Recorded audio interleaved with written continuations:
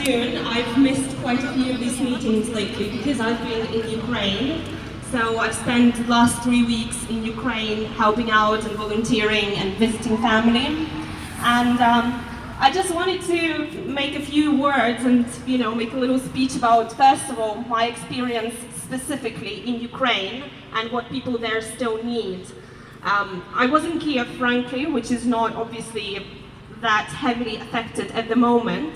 However, I did have a chance to visit Irpin and Bucha and all of those areas, and I saw how people live there in the ruins of what was their lives, how people still continue fighting by going to work every day, even though their houses are destroyed and now they have to live in garages, how kids are still sort of playing in playgrounds that have been destroyed.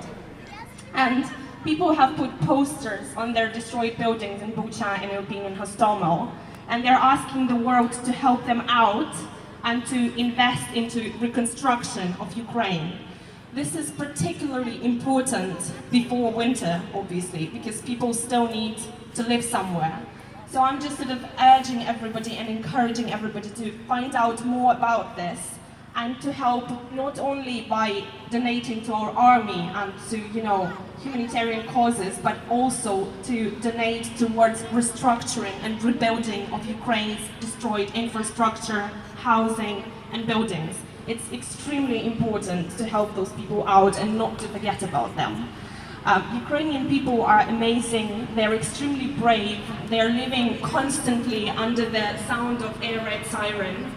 Having been there, I can assure you it's really frustrating and annoying to hear that sound and to fear for your life that something might happen any moment to you. We are sort of used to comfort here in London. We come to these meetings 3 times a week, twice a week, once a week. We do what we can. But people in Ukraine, they live in a completely different reality. And we need to remember this, and we need to continue supporting no matter what. World, support Ukraine. World, support Ukraine. World, support Ukraine. World, support Ukraine. World, support Ukraine. Let's make it a bit louder. World, support Ukraine. World, support Ukraine. World, support Ukraine. World, support Ukraine. World, support Ukraine. World, support Ukraine. World, support Ukraine. World, support Ukraine. World, support Ukraine. World, support Ukraine. World, support Ukraine. I think it's extremely important that the world does not forget about Ukraine, because the war is still ongoing. And I've been asked so many times by so many international friends about why Ukraine is no longer on the front line of newspapers and magazines, why people are talking less about Ukraine. I've been asked if the war is still going, I've been asked if people are still suffering and what's happening and whether Ukraine lost or won. And the reality is that the war is still going. Russia is still destroying our cities. Russia is still killing our people. Russia is still killing our children. And Russia continues its atrocities every single day. And the world should not forget, and we should not forget. We should continue to support Ukraine as much as we can, because what Russia does is absolutely atrocious. Russia is planning, obviously I'm sure you've heard of this, Russia is planning an illegal court hearing for Azovstal defenders. I'm sure some of you have seen those horrific pictures of cages that look like animal cages that are no longer used even in the worst zoos. They want to put our defenders, our heroes, in those cages, and they want to have a mock trial. And they want to probably sentence them to death, like they already did illegally with some other soldiers, including 2 British soldiers. We need to continue supporting those Azovstal defenders, those real heroes that fought for Ukraine with their lives and that surrendered hoping that they will survive. So let's remind the world, save Azovstal defenders, save Azovstal defenders, save Azovstal defenders, save Azovstal defenders, save Azovstal defenders, save Azovstal defenders, save Azovstal defenders, save Azovstal defenders, save Azovstal defenders, save Azovstal defenders, Save Azovstal defenders. Save Azovstal defenders.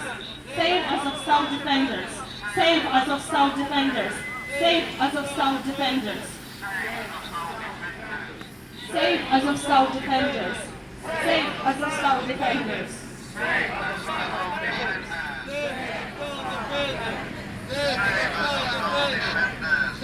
Save Azovstal defenders.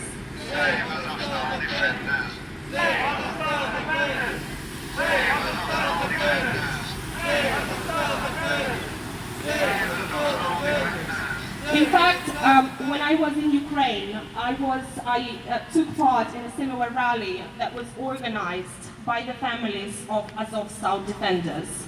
It was a really powerful performance that happened right after Olenivka tragedy. As many of you know, the horrible tragedy in Olenivka was that Russia just brutally killed the prisoners of war. There are different speculations about how that happened, which makes it even worse.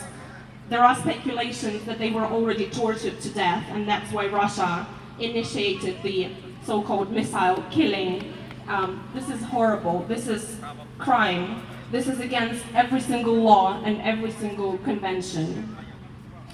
I've seen the families of Azovstal defenders. They're remaining strong, and they really hope that the world will continue supporting them, and that the world will not forget about them, and that the world will continue fighting for their loved ones and for those who protected Ukraine. We should do so as well. We need to continue telling the world that what Russia does is horrific. We need to continue telling the world to wake up and to respond more strongly to what Russia has been doing. World, wake up. World, wake up. World, wake up. World, wake up. World, wake up. World, wake up. World, wake up. World, wake up. World, wake up. World, wake up. World, wake up. World, wake up. World, wake up! World, wake up! World, wake up! World, wake up! World, wake up! World, wake up! World, wake up! World, wake up! World, wake up! World, wake up! World, wake up! World,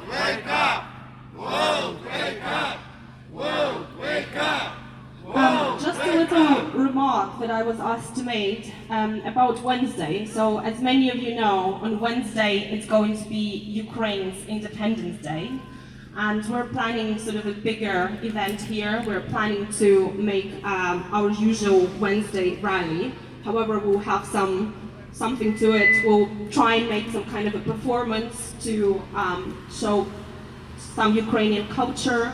So I strongly encourage every single one of you to be here on Wednesday for Ukrainians' Independence Day. And a special task is to bring a +1 or +2 or +3 with you so that they can take part in the important, celebration / obviously rally to bring attention to Ukraine. So please remember to come here on Wednesday. Thank you very much. Слава Україні! Слава нації! Україна! Тричі! Слава! Слава! Слава!